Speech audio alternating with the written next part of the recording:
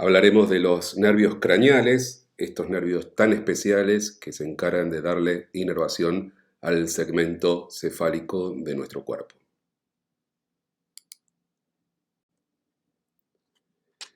En esta fotografía, gentileza del doctor Homero Bianchi, podemos observar al tronco encefálico en su vista posterior y viendo la salida de los nervios craneales desde el cuarto par craneal hacia abajo.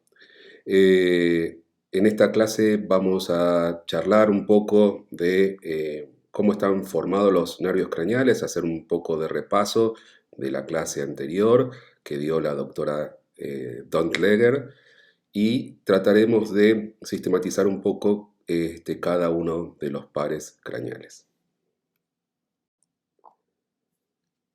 Primero recordemos cuáles son las funciones principales que tiene el tronco encefálico.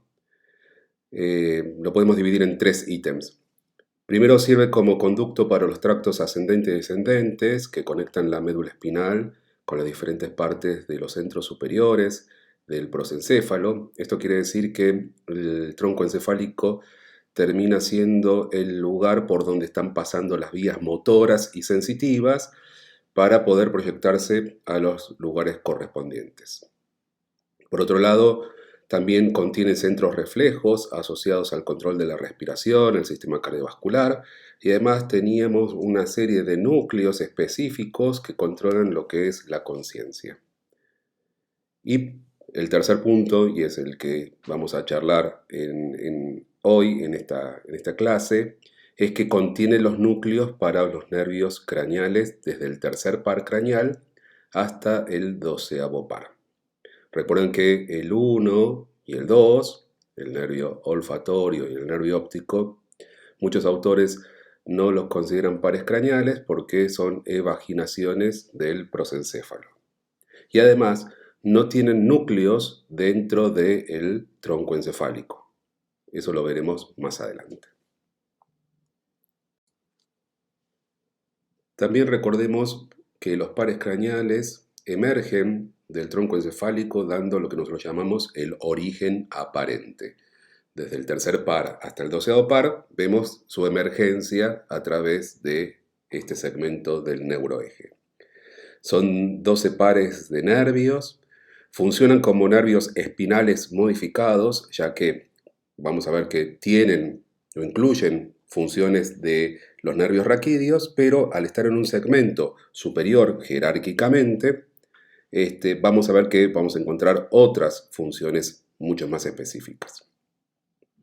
Brindan inervación motor y sensitiva de la cabeza y parte del cuello, incluyendo obviamente los músculos voluntarios e involuntarios y la sensibilidad general especial que tiene que ver con los sentidos. Y estos pares craneales van a llevar diferentes modalidades. Vamos a tener diferentes componentes funcionales, tanto motores como sensitivos, porque acá se comienzan a destacar algunas particularidades de este segmento.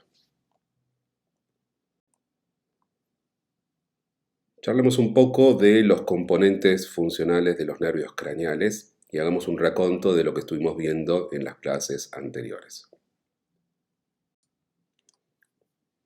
Como vimos en el desarrollo del tubo neural, a partir de un surco limitante que nos permitía dividir al tubo en una parte anterior, una región anterior y una región posterior. En la región anterior veíamos que las neuronas comenzaban a diferenciarse funcionalmente como motoneuronas, neuronas que iban a procesar información motora. En cambio, en la parte posterior, las neuronas se diferenciaban para neuronas sensitivas. Sigue el desarrollo y el proceso de crecimiento de este segmento y vimos que en la médula espinal iban a aparecer dos componentes funcionales aferentes y dos componentes funcionales motores. Los aferentes tenían que ver con la aferencia somática general, que traía información, es sensitivo, acordémonos, que trae información de los somitas, de la piel, de los músculos, del periósteo. Y además teníamos aferencia visceral general, que traía la sensibilidad de las vísceras.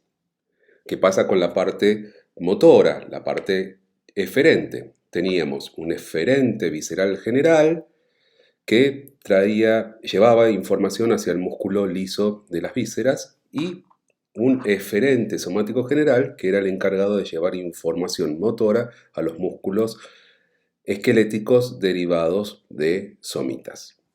¿Pero qué sucede? Obviamente que en la parte superior de ese tubo neural habíamos visto que comenzaban a vesicularse. Esas vesiculaciones de tercera semana y de quinta semana generaban 5 vesículas y esto quiere decir que se desarrollan más y lo que hacen también era tener funciones un poquito más complejas. O sea, la parte más primitiva, la más básica que tiene el neuroeje, vimos que era la médula espinal, pero a partir del tronco encefálico y yendo hacia la corteza comenzábamos a ver que comenzaban a jerárquicamente a especializarse. Entonces, dentro del tronco encefálico vamos a tener justamente nuevos componentes funcionales. Respetamos los 4 que teníamos la médula espinal. Se siguen repitiendo los 4 que tiene la médula espinal. Pero en este punto vamos a ver que en el tronco encefálico vamos a encontrar algo especial que tiene que ver con los sentidos. El tronco encefálico procesa sentidos, que tiene la cabeza, porque estamos hablando de un segmento que va a inervar el segmento mesocefálico. Y además aparece músculo esquelético, pero no derivado de somitas, porque en la cabeza vamos a ver, y en embriología ustedes van a ver, que hay músculos esqueléticos que derivan de otra estructura no somítica, que son los músculos derivados de arcos branquiales o bolsas faringias. Por lo tanto, tengo que tener neuronas específicas que procesen información de los sentidos y por otro lado tengo que tener neuronas específicas que procesen información motora para este tipo de músculo esquelético derivados de arcos branquiales. Por lo tanto, si vemos en el tronco encefálico, vamos a encontrar aferencia somática especial, que habla de la audición y del equilibrio. Vamos a ver aferente visceral especial, que habla justamente de neuronas que procesan el gusto. Y vamos a tener también acá neuronas eferentes viscerales especiales, porque son las encargadas de darle la inervación motora a los músculos esqueléticos derivados de arcos branquiales. En este cuadro traté de poner estos conceptos que quiero que queden bien claros, porque me parece que es un cuadro que deberíamos tener siempre al lado para recordarlo y de una forma utilizarlo para analizar y comprender un poco cómo es el funcionamiento de estos nervios craneales. En la primera parte hablamos de información, componentes funcionales y qué inerva cada uno de estos componentes funcionales. Cuando hablamos de motora somática, nosotros hablamos de eferente somático o eferente somático general, como lo contó la doctora Donleger en las clases anteriores. ¿A quién inervan? Inervan los músculos esqueléticos, pero que se originan de somitas. Entonces, motor somático, músculo esquelético, que se originan de somitas. Motor branquial. El motor branquial tiene un componente funcional que se denomina eferente visceral especial. Esa es la clave. Es un eferente especial. ¿Por qué? Porque da inervación a los músculos esqueléticos que se originan de arcos branquiales o bolsas faringias. O sea, no se originan de somitas, sino que se originan de arcos branquiales. Eferente visceral especial. Motor branquial. El motor visceral es el eferente visceral general y es el que inerva los músculos de las vísceras, incluyendo las glándulas. Estamos hablando de músculo liso. Músculo liso, ¿sí? Inervado por ese componente funcional, eferente visceral general. Después tenemos la parte sensitiva. La parte sensitiva tenemos sensibilidad general, ¿sí? Aferente somático o aferente somático general. Recordar que esta sensibilidad general, este aferente somático general, procesa información de dolor, temperatura, tacto epicrítico o tacto fino, tacto protopático o grueso, o presión, propiocepción consciente, propiocepción inconsciente y vibración. Todo eso engloba el sensitivo general, el aferente somático general. Dentro de la parte sensitiva también tenemos la sensibilidad visceral, aferente visceral o aferente visceral general, y procesa la información sensitiva proveniente de las vísceras. Y acá aparece algo nuevo que es la sensibilidad especial, sensitivo especial, ¿sí? Y el sensitivo especial son los sentidos. Ahora, los sentidos tienen como componentes funcionales en el tronco encefálico dos. Nosotros procesamos en el tronco encefálico la audición y el equilibrio, y a eso nosotros llamamos aferente somático especial. Y cuando hablamos del gusto, hablamos de aferente visceral especial. ¿Sí? La visión y la olfacción no se procesan dentro del tronco encefálico, sino que vimos, y les conté anteriormente, se procesan en otros centros porque son evaginaciones del prosencéfalo. Como vimos en el slide anterior, aparecen justamente en la cabeza estas estructuras embriológicas que son los arcos branquiales o bolsas faríngeas. En el momento de generación embriológica de estas estructuras, ya el sistema nervioso lo que hace es darle a cada uno de estos arcos branquiales, que son 6, un nervio específico que va a ser el nervio directriz y que va a ser el encargado de darle la inervación a esas estructuras tan primitivas. Para el primer arco branquial, el nervio trigémino es el nervio que termina siendo el nervio principal de este arco. Así que vamos a ver que gracias a esto nosotros damos la inervación a todos estos músculos que están en el listado. Obviamente la que quiero rescatar y que no tenemos que olvidarnos es que le da la inervación a los músculos de la masticación. Resalto ese punto. Ese segundo arco branquial está dirigido, la inervación, por el nervio facial. Recordemos acá, los músculos de la expresión facial están inervados por este séptimo par craneal. El tercer arco branquial está dominado por el nervio glosofaringio. ¿Sí? Y fíjense que el estilofaringio es un músculo principal de la inervación por este nervio. ¿Qué sucede con el cuarto, quinto y el sexto arco branquial? En un momento esos tres arcos, cuarto, quinto y sexto, se unen, se fusionan y generan una misma estructura. Acá el nervio principal para estos arcos es el décimo par, ¿sí? Es el nervio vago o neumogástrico. Y participa también el nervio accesorio en esto, ¿sí? Entonces, este cuadrito no es para que se lo aprendan de memoria, sino simplemente para que ustedes entiendan cómo desde un componente embriológico, ¿sí? Ya el sistema nervioso asigna un nervio especial. Por lo tanto, ya sabemos con esto que el nervio trigémino, el nervio facial, el nervio glosofaringio y el nervio vago con el accesorio son nervios que van a llevar información eferente visceral especial. ¿Por qué? Porque tiene componentes funcionales, ¿sí? De arcos branquiales, motor branquial. Para eso sirve esta imagen. En este cuadro lo que traté de plasmar es justamente dónde encontramos los núcleos de los nervios craneales, de los pares craneales, dividido en los tres segmentos del tronco, ¿no? Mesencéfalo, protuberancia y bulbo. Pero no solamente tomé este parámetro, sino que además lo dividí por componentes funcionales. Por eso vemos una columna de motores somáticos, de motores branquiales, de motores viscerales, sensitivos generales, sensitivos especiales y sensitivos viscerales. En algunos puntos, por ejemplo en el sensitivo general, ahí en verde, vemos que en el mesencéfalo tenemos el sensitivo trigeminal, un núcleo mesencefálico del quinto par, ¿no? Que tiene también a nivel de la protuberancia otro núcleo que es el sensitivo principal y tiene un sensitivo trigeminal, que es el núcleo espinal que se encuentra en el borde entre el bulbo y la protuberancia. Por eso saqué la línea, ¿no? Porque ahí se confunden estas dos regiones, ¿eh? Se comparte en la protuberancia baja y en el bulbo superior.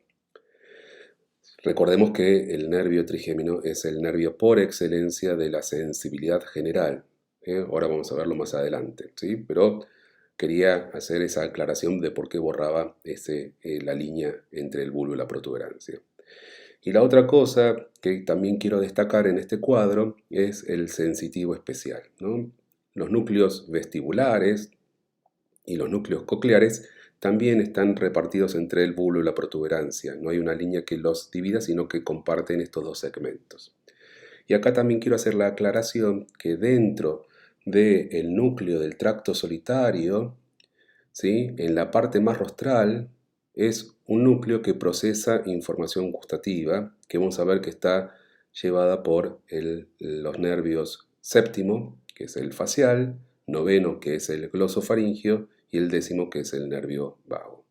Hago esta aclaración.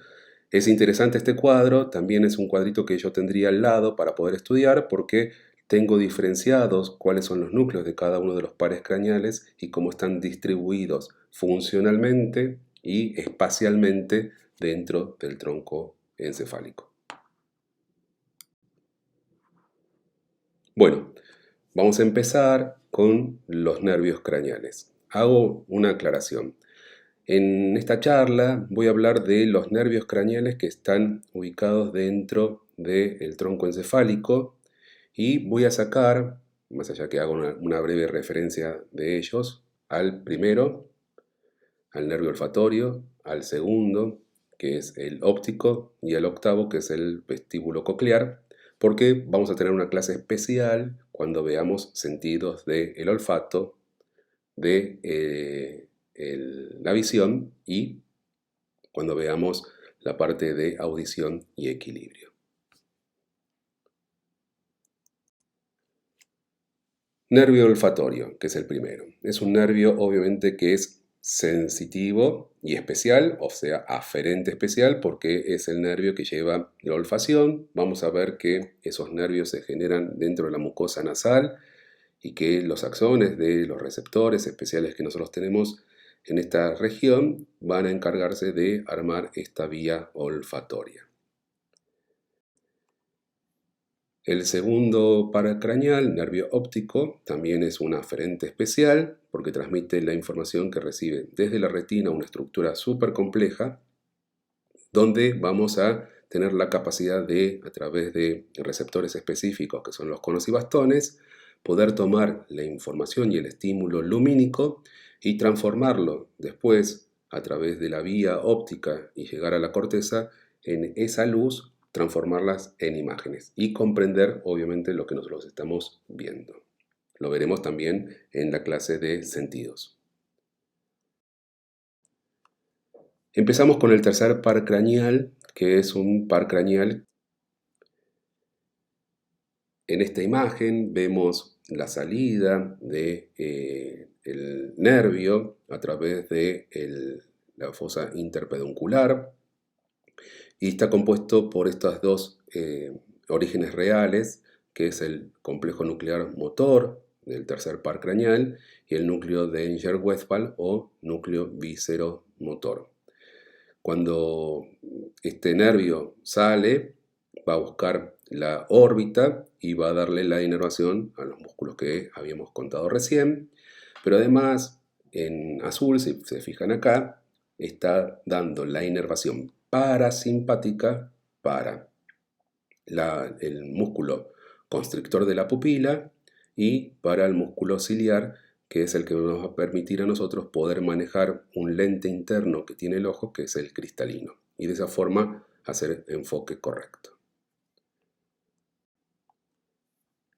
Recordemos entonces que el tercer par craneal da la inervación a todos los músculos extraoculares, extrínsecos nosotros los llamamos, ¿sí? Recto superior, recto medial o recto interno, recto inferior o menor y oblicuo inferior, menos al al oblicuo superior y al recto lateral o externo, ¿sí? Y además están justamente dándole inervación a la pupila. Con respecto a esto de la pupila, nosotros sabemos que existen 4 músculos lisos en cada órbita que reciben inervación visceral motora, que a partir de lo que yo les he mostrado en la imagen anterior, a partir de la salida al ganglio ciliar, las fibras parasimpáticas posganglionares inervan al músculo esfínter de la pupila y este músculo ciliar, como les contaba recién. Recordemos que los pares craneales, cuando llevan información visceral, llevan información parasimpática. Así que toda información visceral, recuerden esto, para todos los pares craneales solamente manejan información autonómica parasimpática. Así que por otro lado, deberíamos tener, ¿sí?, inervación simpática para poder darle justamente inervación al músculo dilatador de la pupila y al músculo tarsal superior, que están inervados obviamente por la parte autonómica simpática. Eso vamos a verlo cuando veamos la clase de sistema nervioso autónomo. Pero volvamos a la parte parasimpática. Una vez que nosotros nos metemos dentro del ganglio ciliar y salimos a través de pequeños nervios, ¿sí? Casi 10 pequeños nerviecitos, vamos a buscar justamente a los músculos ciliar y al músculo constrictor de la pupila, metiéndonos justamente entre 2 capas del ojo, que es la coroides y la esclerótica. Y esto nos permite a nosotros poder llegar a estos músculos para darle justamente la funcionalidad. Controlar, por un lado, el tamaño de la pupila y por otro lado, controlar el formato que tiene el cristalino. ¿Por qué? Porque nosotros vamos a utilizar justamente esta información para 2 reflejos. Un reflejo fotomotor para disminuir el diámetro pupilar ante la luz intensa y un reflejo de acomodación.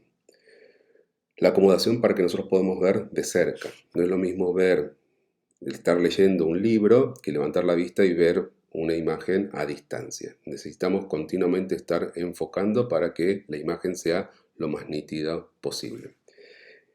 Este reflejo de acomodación básicamente es para ver de cerca y lo que hace es juntar 3 procesos o 3 situaciones que deben unirse para poder generar una acomodación correcta. Por un lado, aumentar el tamaño de la curvatura del cristalino. Por otro lado, contraer la pupila, ¿sí?, para disminuir la entrada de luz. Y por otro lado, jugar con la convergencia de los ojos ante una estructura, una imagen que está muy cercana a nosotros. Bueno, el reflejo justamente de la acomodación también lo veremos cuando veamos vías visuales, pero tiene relación justamente con este par craneal. Pasamos al cuarto par craneal, patético o troclear. También, como está dando inervación a músculo esquelético derivado de somitas, ¿sí?, los músculos extrínsecos del ojo son derivados de somitas, este nervio es eferente somático general e inerva al oblicuo mayor de los ojos. Este nervio es el único nervio craneal que está constituido por axones que se han decusado en su totalidad antes de su salida.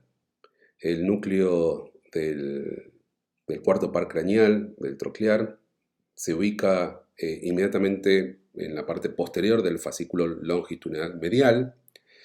Y recordar que este nervio es el único par craneal que sale de la cara posterior del tronco encefálico, ¿sí? Cuando nosotros veamos el origen aparente, vamos a encontrar lo que pasa por debajo del tubérculo cuadrigémino inferior o colículo inferior y se va hacia adelante para llevar justamente sus fibras hacia la órbita y darle la inervación a este músculo oblicuo superior. Ese es un detalle que tiene este nervio.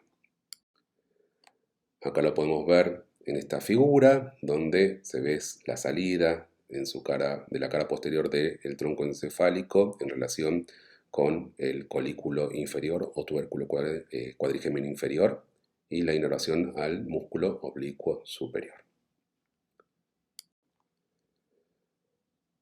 Me salteo el quinto par craneal, ¿sí? Por esta cuestión que yo les contaba que unifiqué los tres pares craneales que se llaman oculomotores. Así que paso al sexto nervio craneal o motor ocular externo, o abducens también se lo llaman. Al igual que los anteriores, tiene como componente funcional el eferente somático general porque da inervación a un único músculo que es el recto externo del ojo. Este nervio tiene su núcleo que se localiza profundamente al colículo facial. De hecho, es una estructura que se encuentra en la fosa romboidal, inmediatamente lateral al surco medio y rostral a las estrías medulares del cuarto ventrículo, que fueron mencionadas en la clase de tronco encefálico. Y, como yo les decía, inerva al músculo recto lateral del mismo lado, es ipsilateral. Ahí lo vemos salir de la cara anterior, ¿sí? Del surco pulvo-protuberancial y pasando hacia la órbita por la fisura orbitaria del cráneo, da la inervación al recto lateral.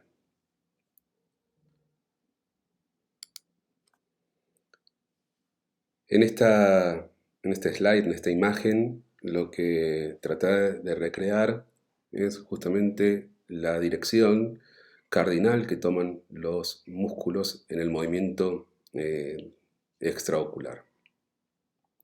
Ahí les puse las referencias y debajo con este paréntesis la inervación de cada uno de los músculos, ¿sí?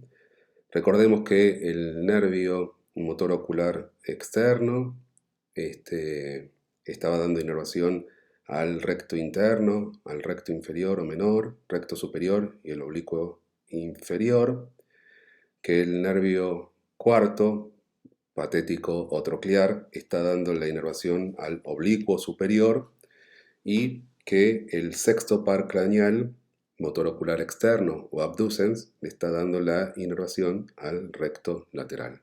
Gracias a la función coordinada de todos estos músculos, nosotros podemos tener una visión correcta y podemos, obviamente, orientar el globo ocular derecho-izquierdo en función de buscar una imagen o un objeto preciso.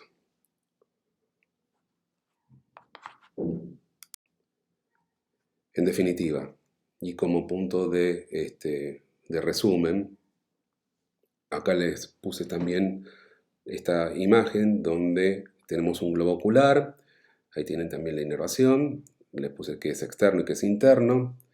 Recordemos que el recto interno del ojo produce aducción, que el recto inferior nos permite hacer una mirada hacia abajo, el recto superior también nos permite hacer una mirada pero hacia arriba y el oblicuo inferior una mirada hacia arriba también.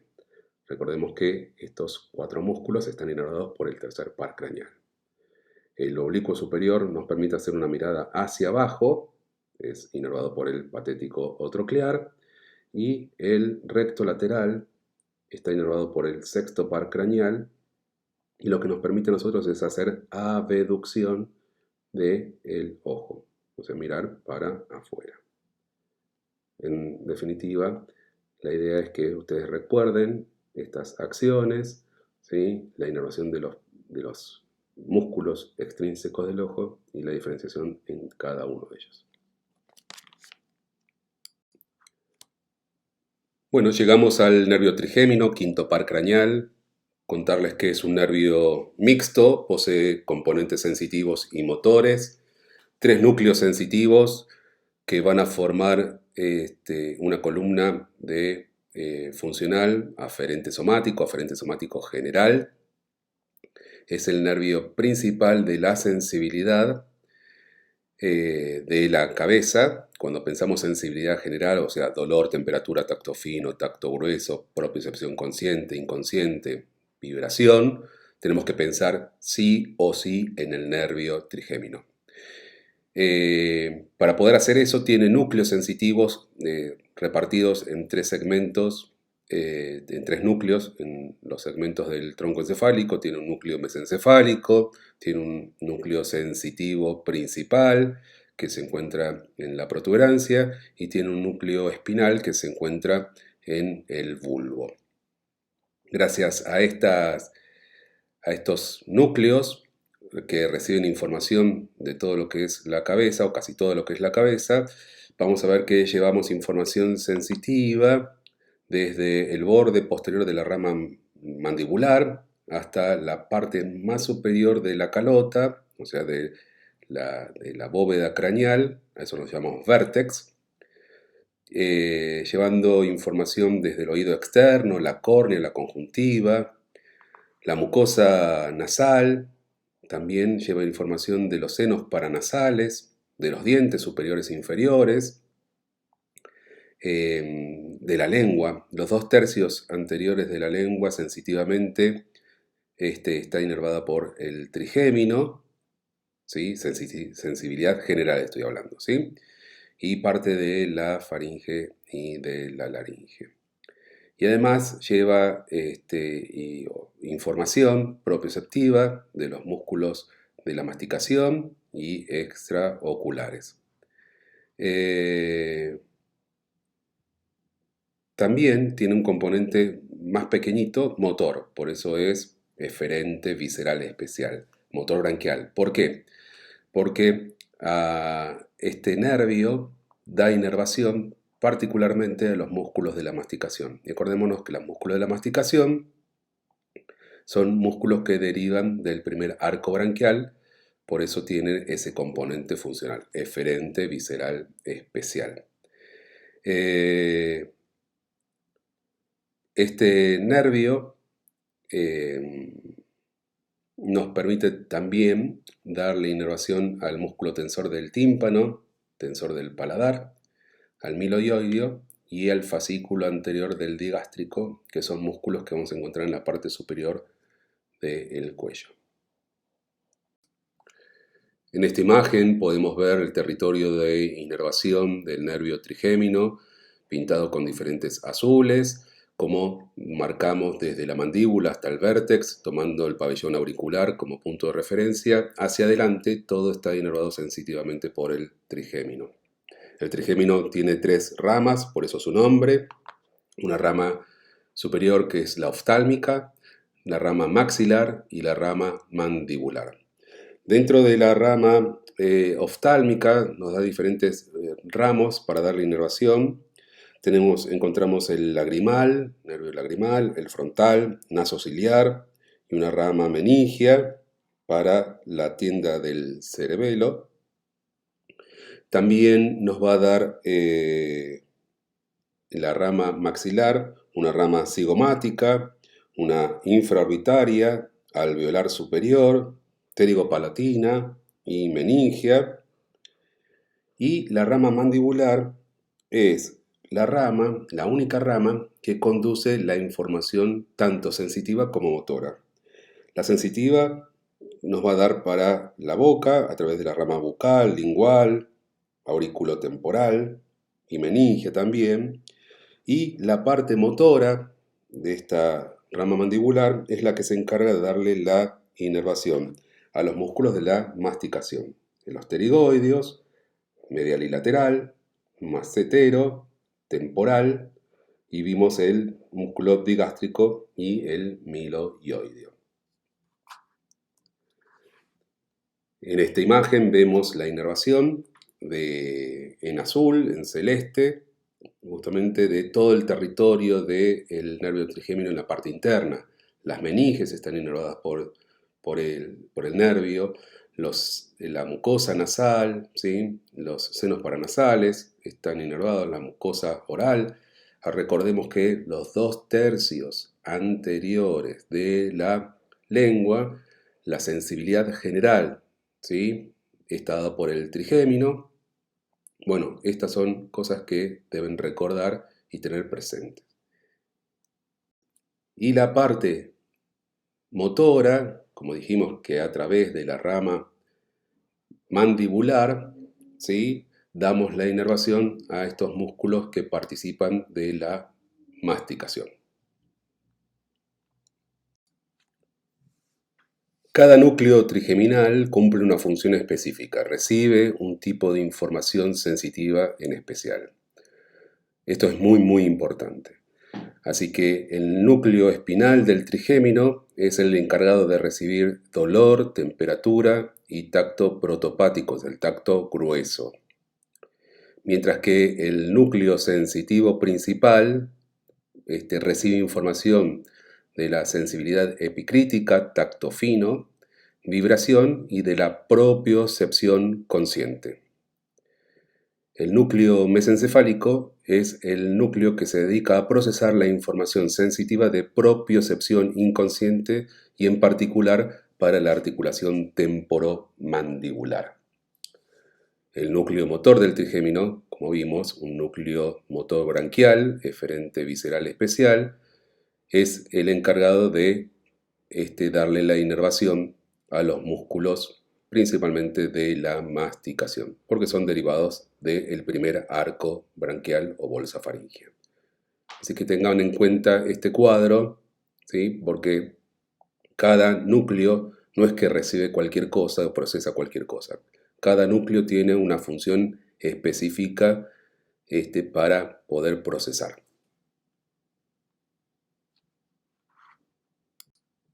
Llegamos al nervio facial. Como pueden ver, es un nervio que tiene unos cuantos componentes funcionales. Tiene eferente visceral especial, eferente visceral general, aferente somático general y aferente visceral especial. Es un nervio que, a diferencia de lo que sucedía con el nervio trigémino, que era un nervio mixto, pero la mayor cantidad de fibras estaba compuesta por fibras sensitivas, acá es al revés. La mayor parte del nervio facial está compuesto por fibras motoras. El núcleo motor del nervio facial se localiza en la protuberancia inmediatamente rostral a la unión bulbo-protuberancial. Tienen dos fibras nerviosas, dos raíces nerviosas, en realidad, que forman lo que nosotros llamamos el nervio facial y el nervio intermediario o intermediario de Reisberg. El componente funcional eferente visceral especial es porque le está dando inervación a los músculos de la mímica. Los músculos de la expresión facial están comandados por este nervio. Más allá de que da inervación a músculos del estribo, el estiloioideo, fascículo posterior del digástrico, lo más importante que ustedes recuerden es que la expresión facial, ¿sí?, está dado por la inervación motora del séptimo par. La información eferente visceral, motora visceral, es porque estimula todas las glándulas, ¿sí?, de la cabeza. Glándula lagrimal, submaxilar, sublingual, las que se encuentran en la membrana de la mucosa nasal, de los paladares duros y blandos, a excepción de la glándula parótida. Todas las glándulas de la cabeza están inervadas por el facial, salvo la glándula parótida, que vamos a ver que está inervada por otro nervio que es el glosofaringio. El componente sensitivo general que tiene lo tiene a partir de un núcleo que es el núcleo espinal del trigémino. ¿Por qué? Porque dijimos que el nervio trigémino es el nervio principal de la sensibilidad de la cabeza. Pero hay un sector embriológico bastante interesante donde el nervio trigémino comparte la información sensitiva con otros pares craneales. Ese yo lo llamo como un nudito, ¿sí?, un nudo embriológico, que es el pabellón auricular, conducto auditivo externo y el tímpano. Ese sector está inervado por varios pares craneales. Obviamente que el par principal es el trigémino, pero el séptimo par, el noveno par y el décimo par lo que hacen es darle inervación justamente a este sector. O sea, en este punto vamos a encontrar 4 pares craneales que llevan información aferente somática general, ¿sí? Y está representado por ese núcleo espinal del trigémino. Es un detalle a tener en cuenta. Y la otra información que lleva el facial es aferente visceral especial. Especial, acuérdense, porque es un sentido, el sentido del gusto, a partir de los 2/3 anteriores de la lengua y los paladares duros y blandos, está llevado por el facial. Entonces tenemos 4 componentes funcionales.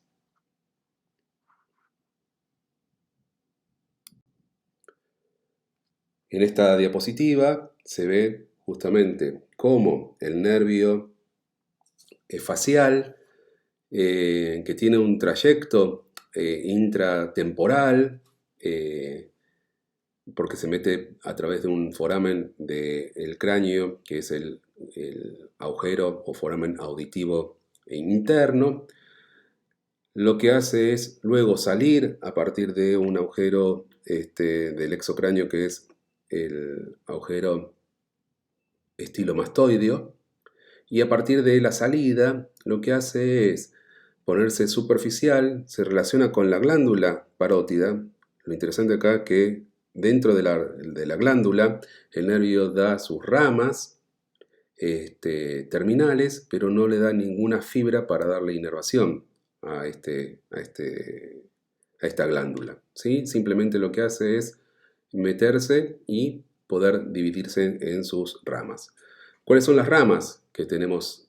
Bueno, me gusta mucho la fotografía de al lado porque a través de una mano dentro de lo que es una cara nos podemos tratar de recordar cuáles son esas ramas que nos da este nervio. El nervio temporal, el cigomático, el bucal, mandibular y el cervical. Entonces, a partir de estas fibras, nosotros vamos a darle la inervación motora a los músculos de la expresión facial, al vientre posterior del digástrico y al músculo estiloioideo, que es un músculo que encontramos en el cuello superior. Llegamos al nervio auditivo o vestíbulo coclear, octavo par craneal. Como les dije, es un nervio que vamos a charlar y vamos a hablarlo cuando veamos sentido de la audición y del equilibrio, pero recordar que es un nervio que tiene aferencia especial, sensitivo especial por esta razón. El nervio glosofaringeo, noveno par craneal, es un nervio, como vemos, que tiene varios componentes funcionales. Es un nervio que tiene eferente visceral especial porque inerva el músculo estriado estilofaringeo, que deriva del tercer arco branquial. Tiene un eferente visceral general, ese visceromotor, porque inerva a través de su ganglio óptico, envía información parasimpática para estimular la glándula parótida. Recordemos que todas las glándulas de la cabeza están inervadas por el nervio facial, excepto la glándula parótida, que está inervada por el noveno par. También tiene aferente visceral general, lleva sensibilidad visceral, que se transmite a partir de receptores que nosotros encontramos en dos estructuras dentro de las arterias carótidas, que es el cuerpo y el seno carotídeo. Esto nos permite a nosotros regular la composición de la sangre a nivel de gases. También lo que hace es tener un aferente somático general, porque como vimos recién con el nervio facial, ese territorio de la oreja, pabellón auricular, del conducto auditivo externo y parte del tímpano, el nervio glosofaringeo también participaba en este sector compartido con el trigémino, el facial y el vago. Y además, el tercio posterior de la lengua lleva información sensitiva. Acuérdense, 2/3 anteriores, la información sensitiva general estaba dada por el trigémino, tercio posterior lo está dando el glosofaringio. Y también lo que nosotros tenemos es un eferente visceral especial, porque en el tercio posterior vamos a encontrar que la sensibilidad gustativa, ¿sí? El gusto, por eso es especial, es un sentido, lo lleva el glosofaringio también. Acá vemos justamente en esta diapositiva donde el nervio glosofaringio llega hasta las carótidas, hasta ahí la bifurcación traqueal, dando justamente inervación o trayendo información desde receptores específicos que son el seno carotidio y el cuerpo carotidio. Las fibras aferentes viscerales que traen desde este punto, desde estas estructuras de este vaso, son receptores específicos que nosotros vamos a ver más adelante, que son quimiorreceptores, o sea, son sensibles a los cambios de concentración de oxígeno y dióxido de carbono en la sangre. Entonces, es una forma que tiene el sistema nervioso central a partir de estos receptores y a partir del nervio glosofaringio para poder sensar la calidad de gases que tiene la sangre y obviamente después tener alguna respuesta si hay algún cambio en este segmento.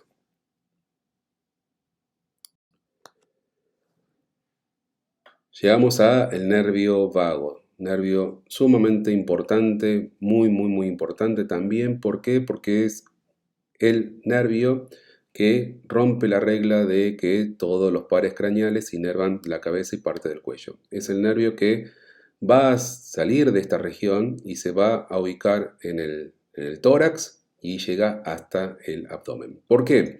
Porque es un nervio que lleva información parasimpática a las vísceras del cuello, del tórax y del abdomen. Así que muy importante este nervio, porque es un nervio también que integra muchas regiones topográficas de nuestro cuerpo.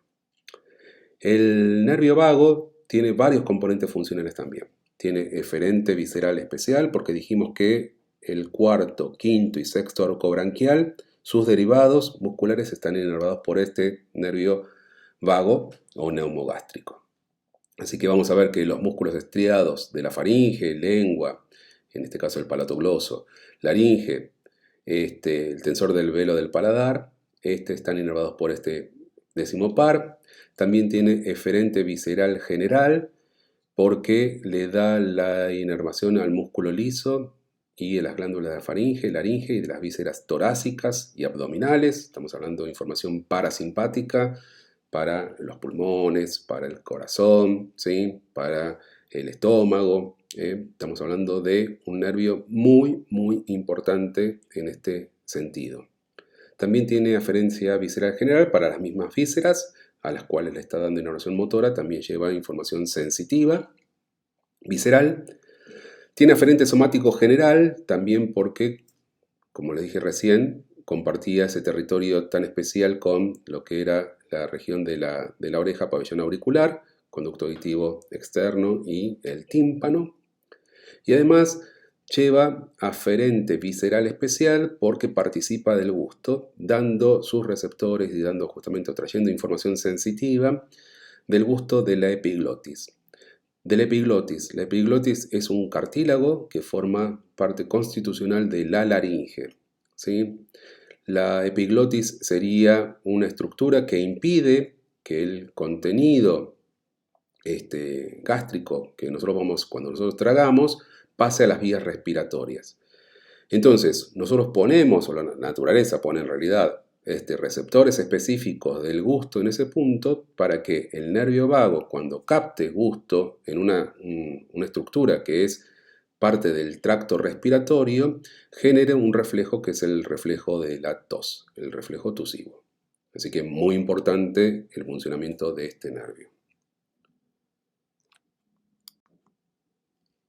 Acá vemos que en el nervio espinal o nervio accesorio espinal, este es un nervio que da inervación a dos músculos que son el esternocleidomastoideo y el músculo trapecio. Embriológicamente, estos músculos tienen dos puntos de orígenes embriológicos. Parte de sus fascículos están generados por arcos branquiales y otra parte está dada por somitas. Así que cuando veamos aparato locomotor y hablemos justamente de estos dos músculos, vamos a ver que tiene doble inervación. Inervación por un lado por el nervio accesorio y por otro lado vamos a ver que el plexo cervical le está dando la inervación. O sea, tiene inervación a través de nervios raquídeos.